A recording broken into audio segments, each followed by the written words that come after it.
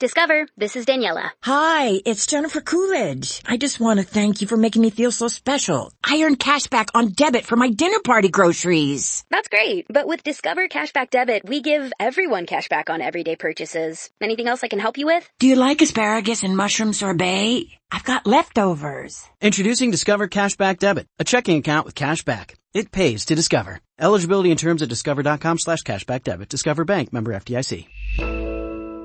Hello, it is Ryan, and I was on a flight the other day playing one of my favorite social spin slot games on ChumbaCasino.com. I looked over at the person sitting next to me, and you know what they were doing? They were also playing Chumba Casino. Coincidence? I think not. Everybody's loving having fun with it. Chumba Casino is home to hundreds of casino-style games that you can play for free anytime, anywhere, even at 30,000 feet. So sign up now at ChumbaCasino.com to claim your free welcome bonus. That's ChumbaCasino.com and live the Chumba life. No purchase necessary. VGW. Void where prohibited by law. See terms and conditions. 18+.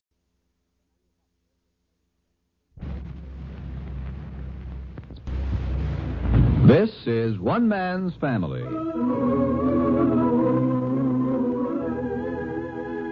One Man's Family is dedicated to the mothers and fathers of the younger generation and to their bewildering offspring. Today transcribed, we present Chapter 12, Book 72, entitled A Touch of Christmas Spirit.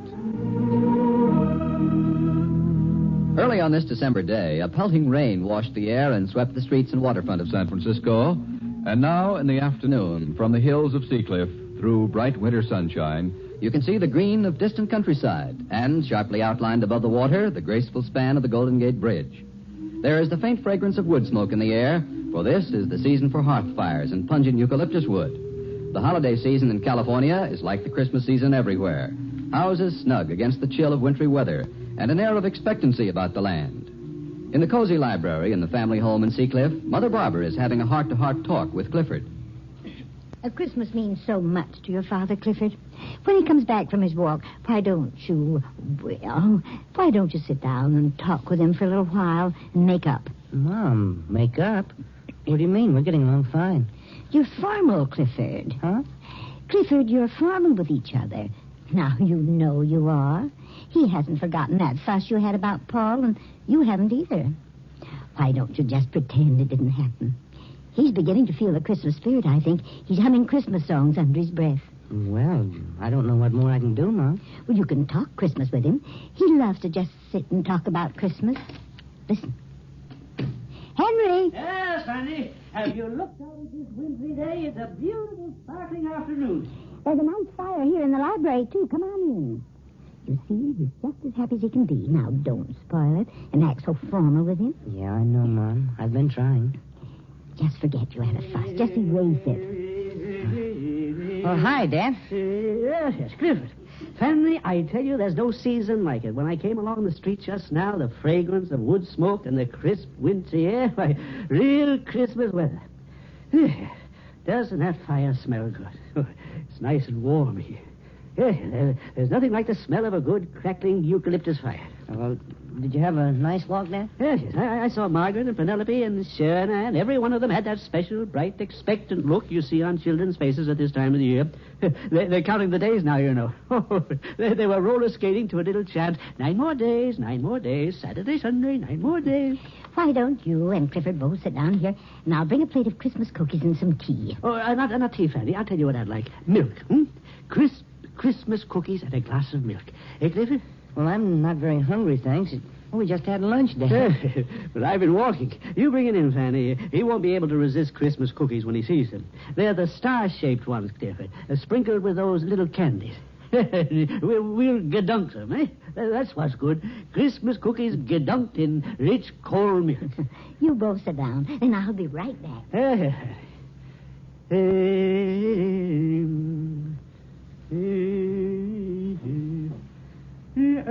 Notice the bridge out there, Clifford. Why, it's so clear this afternoon you can almost see the nuts and bolts in it. Yeah, Dad, it sure stands out, doesn't it? Yes. It was the rain this morning. Washed everything. It's really beautiful, yeah. Yes, it is. Where did you go on your walk? Oh, I drove down, walked along the waterfront. Paul been home? Yeah, he had lunch at the airport and just came home to change his clothes. He's Going shopping with Christine Abbott this afternoon. He be home for dinner, did he say? I don't think so, Dad. Dinner with Mrs. Abbott again? That's right. Yes. I understand we're going to telephone Nicholas in London on Christmas Day. Yeah, I thought he's got the number where he'll be. I used to think when I was reading so much Dickens, I'd like to be in London some Christmas with the Christmas carolers and the English puddings and the big old fireplaces. But now I know that never in my life do I want to be anywhere but right here at Christmas, Clifford. Do you realize that parts of California are like the land of the Nativity, my boy? Huh? Yes, and we, of all people in America, could truly celebrate Christmas with the same sort of plants and flowers for decorations that might be used in Bethlehem. Yes. Oh, family, come in. We're having a fine Christmassy talk. Oh, here, Mom, let me help. Oh, hey, a pitcher of milk. Why the extra glasses? I saw Hazel heading this way, and Claudia may drop in. Here. Thank you, Clifford. There. Now, put it right there. Look at those Christmas cookies, eh? There's a nice tradition, I think. The Christmas cookies. They taste better than ever at this season. Hazel stopped to talk to Nicolette, I think. But she'll be along. There, Henry. Thank you, Eddie. Dear, go on. Fanny, pour another glass. He'll join me. I remember when Paul used to be around home more. Now, Henry. Yes. I was merely going to say that he used to like that as much as I do. Hello, what's happening? Oh, hi, Hazel. Come and see. Hello, Hazel. Oh, Mother. Why, Father, shame on you. I won't let the children do that. Cliff? Hi. You won't let the children dump cookies? Oh, I'll have to have a talk with your children on Christmas morning, Hazel. I'll say that one's manners may bend with the season. Sit down. Oh, I have a package out here that I want to hide first. I'll be right back. That's the sort of thing that makes for excitement on the children's faces, eh? The hidden packages. You open a closet door, and there in their colorful wrapping... Oh! What is it, Henry? I forgot. I have something hidden in the closet myself. I have a new and interesting new kind of Christmas wreath. I'll go... Oh, I'll get it, Dad. Oh, will you, Clifford? It's in the hall closet. It's a round package, brown paper. Oh, okay, Dad. When you were at Jack's the other day, Fanny, a young man came to the door here. He was working his way through college, a sophomore at Berkeley. And his father made plastic Christmas wreaths in his basement. What did you say, Henry? Plastic Christmas wreaths. Plastic, Fanny. I've never heard of such a thing. Is this it? That's right. Here. Give it to me, Clifford. Thank you very much. Yes, the salesman was a very, very bright-faced, alert young man named Yonches, Wilbur Yonches. And his father has learned how to make plastic leaves and holly berries and plastic ribbons down in his basement. Oh, really, Henry? Yeah, a splendid idea, isn't it? Well, Yeah, then you don't have to go out and buy a new wreath each year. There it is, you see. You just put it away with the Christmas tree lights, and there it is. Yes, I'll wrap it. He showed me a sample, a little one, the day he was here. Very attractive. Oh, remember, Fanny? Remember the very morning that young man called, you had said that I was reactionary. You remember? You said I was reluctant ever to accept anything new. You recall that, Fanny? Well, when I saw the sample of this plastic holly wreath, I didn't hesitate a moment. No. I recognized at once what advantages there would be in always having your holly wreath where you could put your hands on. Here. You and Mother and yeah, up to the minute. Yes. Like it? Well, you get off a little distance and you won't be able to tell it from the real thing, eh? rather a pale green, isn't it, Henry? No, Fanny. It's the shadows in here. Put the light on there, Clifford. The floor lamp. I think he kind of went overboard with that plastic ribbon, don't you, Dad? There. Look at it in the light, Fanny. Better? Fanny? How much did you pay for that, Henry? Well, now, Fanny, when you consider that with care, it'll last for years. How much, Henry? Well, it isn't like a wreath that you use once and throw away. Yes, I know, Henry, but how much did it cost? Only $8. He was a young, hard-working sophomore at Berkeley, a very deserving boy, and... Well, I think it's just terrible, Henry. Huh? Look at it. It's cheap-looking, Henry. Why, it's a machine-made. It's just awful. I like it. You don't either like it. Now, stop pretending. Now, I won't put it on the door, Henry. That's final. I simply won't do it. $8. They ought to be ashamed. We could hang it on the back door, maybe. What in the world's that, Father? Oh, Hazel. I've got a wreath for you. It's modernistic. Here you are, my dear. The wrapping paper's still here. I'll tie it up for you. Oh, no, thanks, Father. Thanks very much, but I always buy my wreaths, real ones, from the Girl Scouts, little friends of Margaret's, you know. What's so funny? Now, Clifford, I like it. Hello, who's home? It's Claudia. Hey, Claude, we're in here in the library. Oh, coming. Put that awful thing out of sight, Henry. Oh, what a glorious day, isn't it? Hello, everybody. Hi. Well, you are in a glow. Oh, God's in his heaven and all's right with the world. Mom, Dad, how are you, Hazel? Fine. How's my twin? Strike gold somewhere, Claude? Oh, the most wonderful thing happened. I wrote Nicky airmail the other day, and said we'd phone him Christmas. I asked him to give me a phone number where he'd be Christmas Day. Well, at 2:00 this afternoon, the phone rang, and a voice said, London, England calling. And then there was some clipped British voices, and then he said, I say, old girl, what did you want my phone number for? So you could give me a ring. Oh, how wonderful. Who was calling from where? Nicky? From England, Mom, from London. He was reading my letter, he said, and suddenly he just couldn't stand it anymore. He hadn't thought of calling us. It hadn't occurred to him until then. So he promptly put in a call, and in no time he said there we were chatting as if he were right next door. So he's decided to call us here Christmas morning so he can talk to everybody. Frightfully expensive, isn't it? Well, I'd rather have a long-distance phone call than a plastic wreath, Henry. Much rather. Anytime. Oh, he sounded just wonderful. He sent his love to everybody. And he can come home, he thinks, sometime in January. Oh, it was grand. You know, Hazel, when I heard him, I felt as if I'd just been holding my breath, waiting. Holding my breath until he got home again. Now I'm breathing once more. And it becomes you, Claudia. I told him his package arrived today. It did, this morning. A big package, presents for everybody. And he was relieved about that. No wonder you look thrilled, my dear. Oh, Mom. Oh, now at last I feel like putting up some Christmas decorations. Huh? Oh, I haven't done very much so far, Dad. But now I've got the Christmas spirit, too. Yes. Well, I've got something right here for you, Claudia. Here, hang this on the front door, eh? There's something to start with. What's this? Plastic. The latest thing made. It was either made by an honest, nearsighted old man in the basement, or it was machine-made by guys who just didn't care. We don't know which. The young man. The sophomore from Berkeley, Dad. Was he the one? Huh? What's that, Claudia? Oh, a terrific salesman, isn't he, Dad? Nicky bought 2 of them from him last year. Only he was a senior at Santa Clara then. You say Nicky bought 2 of them? Yes, poor darling. Oh, Dad, where are you going? I'm going to phone Jack. He can't afford a Christmas wreath anyway, so he'll be glad to have it. I'll go get him on the phone. Well, that'll be swell, Dad. Uh-huh. Sure, come on over. Oh, Betty's downtown doing some Christmas shopping. Yeah. No, Nicolette's here. We're holding down the fort. Okay, Dad, I'll see you in a little while. Bye. Dad said he had a new kind of Christmas wreath he wants to bring over. Oh, has he been making it? No, this is something special he bought. Thought it would look nice hanging on our front door. I think Betty said she was going to get a wreath while she was downtown today. Oh, is she? Gosh, I wish Dad had let us know sooner so we could have saved that dough. Yes. Jack, would you hand me that sewing basket there? Yeah. Here you are, Nicolette. Thank you. Well, I've got all these clothes folded up. What can I do now? Nothing. Everything is just about done, except this little bit of mending. And I don't think you would be very good at doing that. I don't know. I've learned to do about everything else.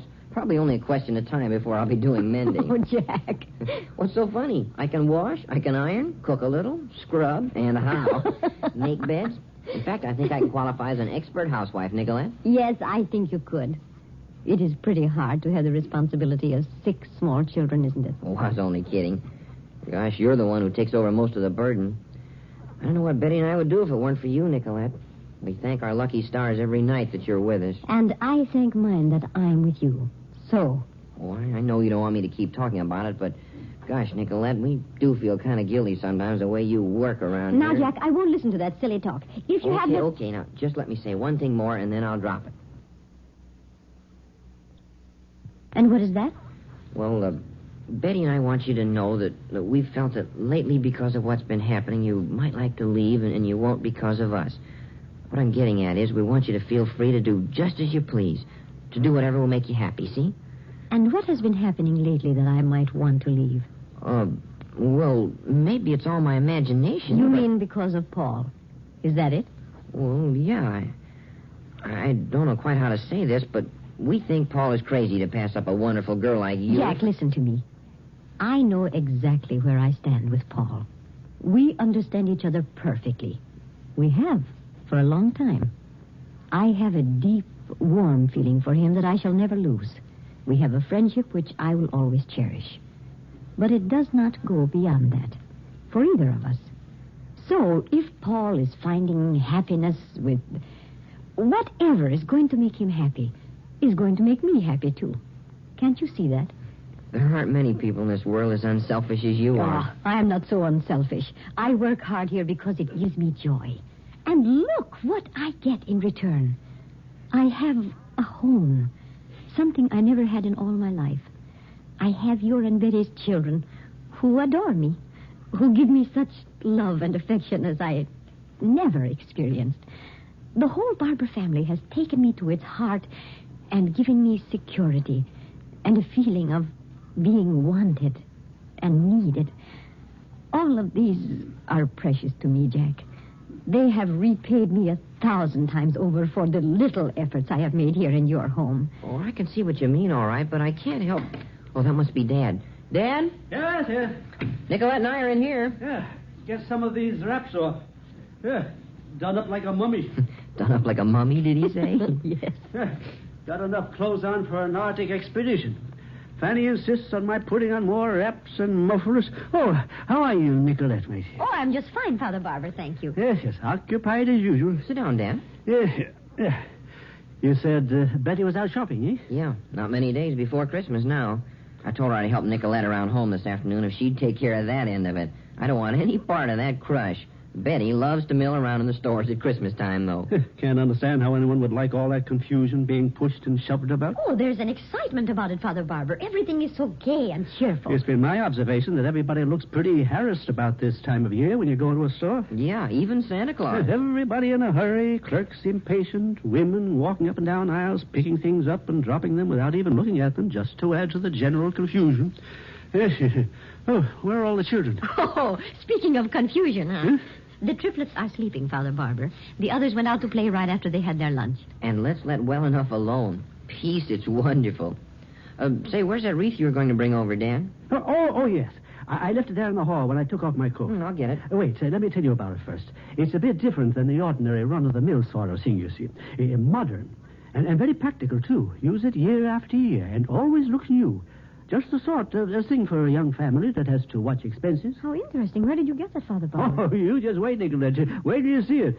And they won't be common either. No, sir. Can't pick up one of these in the store. Well, I'm going to go get it. You got me curious, Dan. Right out here, huh? Yes, that's right by the hall chair, Jack. Is Mother Barber feeling well? Oh, well, it could be expected under the circumstances, I suppose. Why, I saw her yesterday. I thought she seemed fine. Oh, nothing that you can put your finger on.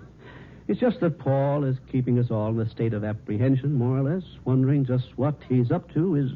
The very name is repugnant. Knowing how I feel about you, I'm sure you can understand why. Where did Jack go? Jack? I'm coming. Yes, probably out there admiring the wreath. You find it? Yes, Dan. Of course, you must realize when you first see this decoration, Nicolette, this is different. It's, yes, there we are. What do you think of it, Jack? Well, it sure is different, isn't it? Exactly what I was saying to Nicolette. Different, unusual. Oh, what is that? I mean, what is it made of, Father Barber? Plastic. Hand done, of course. Nice blending of modern science and handicraft. Well, Dad, Very reasonable, too, when you stop and think it'll last a lifetime. Oh, sure. But I just happened to think... I think I heard one of the triplets cry out, "Excuse me, I'll run up and see if they're all right." I didn't hear anything. I'll only be a second. Oh, Jack, shall I help you? We can hang it on the door right now. Surprise Betty when she gets home. Well, that's what I was going to tell you, Dad. I just remembered that Betty is going to buy a wreath while she's downtown today. We won't be able to use two, so why don't you give this to somebody else? Yes. Well, I sure appreciate it, though. Did you buy it especially for us? If you did, we'll put it up and find another place for the one Betty gets. No, as a matter of fact, I bought it thinking your mother would like it. And didn't she?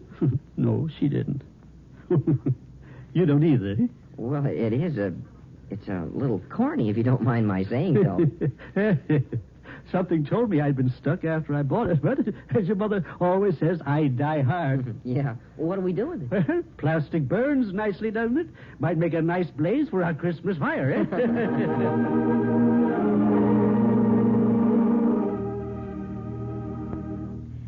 Let's put all the packages right here on the big library table, Paul. You poor man. You can hardly see over that load. Well, if you can take a couple of these off the top, Chris. Huh? Wait till I put mine down. I'll help you. Oh, there. Now, I'll give you a hand, Santa Claus. Good. Now I have a little better vision. All right, there'll be fine, Paul. Oh, is that breakable? Oh, no. No harm done. Those are Sharon Ann's doll dresses. How can you tell? There are dozens of packages here. I've got them marked. How would we be able to tell when we start wrapping if we didn't? I hadn't thought of it, I guess. I always used to have them gift wrapped at the store, and my worries were over. Oh, but don't you think it'll be a lot more fun to wrap them ourselves? We can make them much prettier than a store can. Well, I'm sure you can, Chris, but I warn you that I'm not going to be much help. When I try to wrap a package, I really butcher it. The paper gets all wrinkled, the stickers won't stick, the ribbon breaks, the pig won't jump over the stile, and I shan't get home tonight. I think all this Christmas shopping has made you addled. Wasn't it fun? Oh, it was wonderful. I don't know what I would have done without you, Chris. Shopping done for the whole family, and you helped me pick out the perfect gift for each one. I do hope they like everything. You know, it might be wise not to tell them I helped you, though. It might dampen their enthusiasm. Oh, Paul, forget I said that. Can you? It was stupid. I wish there was some way I could convey to all of them the thought and interest that you put into each one of these gifts. Honestly, it's amazing how you seem to know just what was the right thing for everybody. I feel as though I know them, Paul. Well, I think I'll change into a comfortable dress, and then we'll start to wrap. I feel all gussied up in this outfit. You sure you're not tired? We can do this another time if you like. Oh, I'm not a bit tired, and I love to fix Christmas packages. Maybe it's because I want to show you how clever I am at it. Fine. Well, I'll lick stickers. You sound pretty great here. Oh, Rex, we didn't hear you come in. Hi, Rex. Hi, yourself. What are you going to do, open a branch store? I never saw so many packages. Chris helped me do my Christmas shopping today. Oh, Rex, we've got some adorable things for the children. What children? Paul's nieces and nephews. Huh. Yeah, there are quite a few of them, you know. Starting with Jack, you got 6 right there. I'm sure they just love to know that you had anything to do with selecting the things. I better not tell them, Paul. Now, Rex, you just stop right now. Paul and I are all filled with a wonderful Christmassy feeling, and we're not going to have you dampen it. We've had a glorious day, and we're going to spend the rest of the afternoon doing packages, and we're going to have fun doing it. So you just run along if you're not in the holiday spirit. What a sister, eh, Paul? Don't you love it the way she tells me off? Ever done it to you? Not yet. I think she's been tempted, though. I'm going to change. You can talk about me while I'm gone. I won't be long, Paul. All right. Christmas. You really like it, Paul? Sure. I'm crazy about Christmas, aren't you? It depresses me. The whole holiday season depresses me. I feel as though I want to be off on a mountaintop, all alone until it's over. Why do you feel that way, do you suppose? Oh, I guess it's because we had such miserable Christmases when we were kids. No money for presents. Never asked any of the houses around here to see the trees and all the grand decorations. Chris would get some kid's cast-off doll here in the neighborhood. Your mother sent over one of Cliff's suits he didn't wear anymore for me one Christmas, I remember. You know, that sort of thing. Gave me a feeling that the whole thing was a farce. That it was unfair for all the kids around Seacliff to have so much when, well, we didn't have anything. Made me bitter, and I've never been able to get over it, that's all. Doesn't seem to have made Chris bitter. Haven't I been telling you? That gal was something special. You don't need to tell me. I found it out for myself. I think you have. You know, if you hadn't liked Chris, I couldn't have gone on liking you, Paul. That's how crazy I am about my sister. You asked why she didn't become bitter. I wish I knew. I'd take the treatment. She has 10 times more reason to be bitter than I have. She not only had miserable Christmases as a kid, but you know how she spent most of her holidays all the time she was married to Stu Abbott? In hotel rooms, trying to sober him up enough to take a look at the pathetic little tree she'd gone out and bought. She stuck with that rotter. Stuck with him even after she knew she didn't love him because she felt she might get him off that bottle some way, somehow. I tell you, Paul, I could kill anybody who would hurt that girl after what she's been through. I can understand how much you love her, Rex. Can you? Can you really, Paul? If Rex, I thought... you look much too serious for the Christmas season. We will dismiss you, Rexy, if you leaden up our party. Okay, teacher. He wasn't leadening things up, Chris. Huh? He was being very interesting. He was telling me what Christmas was like when you and he were kids. Oh, no. Rex, why do you have to go into that? You know, he loves to get way down in the depths and be tragic. Oh, come on, don't pout, Rex. And give me a kiss because I love you. Neurotic as you are. Okay, give me some paper. I'll even wrap presents. No, I don't trust you with that. That's only for an artist's hands. You can be a flunky with me. When my mouth gets dry, you can lick Christmas seals. We'll let Rex hold the knot with his finger while I tie the boxes, huh? You keep on like this and you'll lose me altogether. I'm no menial. I have me servants attend to those tasks, I'll have you know. Okay, Mr. Gotrocks. Just sit back while I get these packages sorted. Now, let's see. Oh, Paul, help me get the children's packages all in one pile, huh? Right. Oh, here, Rex. Oh, look, I want you to see. Look at this paper I found to do up the young one's presents. Oh, wait till I open it. Isn't that adorable? Oh, I think the wrappings are more beautiful this year than I've ever seen them. Oh, Paul, where's all the ribbon we bought? Oh, here we are, right here in this bag. Oh. See how efficient I am, Rex? Isn't that amazing? No question about it. When do I get to lick? I feel out of things. Oh, the stickers don't come for a long time yet. But you're rusty. You better start getting in training. Have you warmed up yet? Don't worry about me, Coach. I'll be right in there pitching until the last whistle blows. You're both a little mad. You know that, don't you? You got those stacked, Paul? Yep, mission completed. All right. Now, let's start with Jack's children, shall we? Might as well go about it systematically. Okay, does it matter which one, or shall I just pick at random? Oh. Let's see, Mary Lou, how's that? Fine, good. Now, you can be writing the card while I wrap. We make a production line out of this. All right, let's see. Cards. Where have the little cards gone? This guy's a nut, Chris. Is that what Christmas does? Here we are. Uh-oh, no pen. Oh, that's right. Now, there's a job for you at last, Rex. There's a pen right there on the desk, Chris. Dry. I tried it last night. Get yours like a good boy, huh? Or get mine if you like. It's right inside my little desk. Have no fear. I'll come back with something. Oh, that's beginning to look wonderful, Chris. Mm-hmm. Put your finger on the knot, will you? Mm-hmm. Thank you. You can take your hand away now. I don't want to. What? If I leave it there, you have to touch me. You have such beautiful hands, Chris. So delicate and yet so strong and efficient. They've become strong from playing the piano. Have you loved today, Paul, as much as I have? Really loved it? Yes. And I loved it because I was with you. And because I love you. I love you, Paul. Chris, I have a box here in my pocket. You want me to wrap it? No, it's not a Christmas gift. It's a ring I want you to wear. It's a ring that says I want you to be my wife. Will you? Yes, Paul, I'll wear your ring. I'll wear it proudly. Ever so proudly.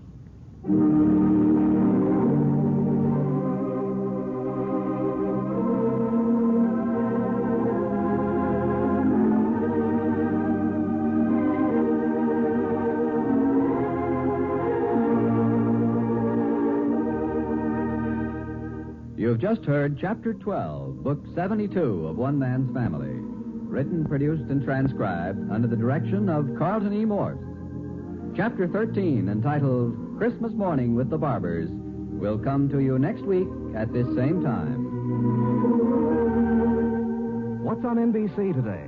Comedy by Phil Harris and Alice Faye, and great drama on Theater Guild on the Air. Maurice Evans and Edna Best recreate their original Broadway roles in the Browning version today on Theater Guild. There's always good listening on NBC, so keep tuned here.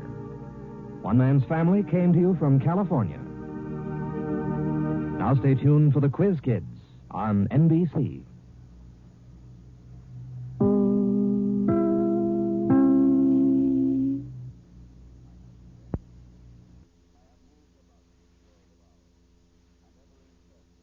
It is Ryan here, and I have a question for you. What do you do when you win? Like, are you a fist pumper, a woohooer, a hand clapper, a high fiver? I kind of like the high five, but if you want to hone in on those winning moves, check out Chumba Casino. At ChumbaCasino.com, choose from hundreds of social casino-style games for your chance to redeem serious cash prizes. There are new game releases weekly, plus free daily bonuses, so don't wait. Start having the most fun ever at ChumbaCasino.com. No purchase necessary. VGW Group. Void where prohibited by law. See terms and conditions. 18+.